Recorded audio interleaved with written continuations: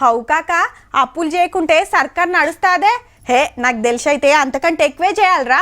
చల్ మా పార్టీ అట్లా కాదు, అడ్డగోలు అప్పులు అస్సలు చేయదురా బాయ్. అబ్బో చెప్పిండయ్యా, అప్పుడు మేము కూడా గిట్లనే అనుకున్నాం.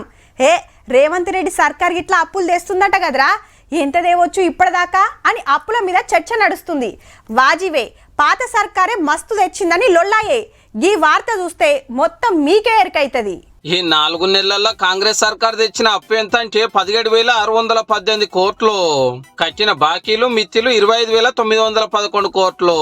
అంటే కొత్త అప్పులు తక్కువ తెచ్చి పాత అప్పులు ఎక్కువ కట్టేస్తున్నారు అన్నట్టు. అడ్డగోలి అప్పులు తెస్తురు, తెలంగాణ తెలుగు చేసిరని అప్పట్లో ఎన్నో అన్నారు కాబట్టి వీళ్ళు పైలంగా పోతున్నట్టున్నారు.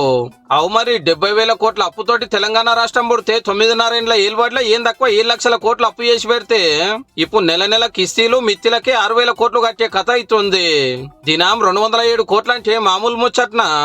డైరెక్ట్ గా తీసుకున్నాడు, కార్పొరేషన్ల పేరు మీద గుంజుకొచ్చుడు, దానికోసమని దీనికోసమని తెచ్చుడు నడిచింది. వీటికి మెత్తిలు కట్టాలంటే మళ్ళా కొత్త అప్పులు తేవాల్సిందే. అగో గింతగనమా అని అడిగితే అమెరికా కూడా అప్పులు చేస్తుంది, తెచ్చుకునే తెలివి ఉండాలని గొప్పగా చెప్పేది సారు. మరి ఇప్పుడు కూడా అట్లనే చేస్తే ఎట్లని కొత్తవి తెచ్చుడు కంటే పాతవి కట్టుడే ముఖ్యం అనుకుంటున్నారేమో.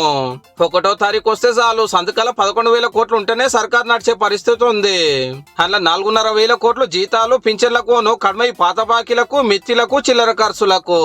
ఇప్పటికైతే గిట్ల నడుస్తుంది. ఇక రేపు ఇంద్రమీన్లకు 5 లక్షలు, రైతు భరోసాకు 15,000, 4,000 పింఛను, ఆడోళ్ళకి 2,500 ఇవ్వాలంటే మాత్రం ఇంకింత అప్పు చేయక తప్పేటట్టు లేదు పో.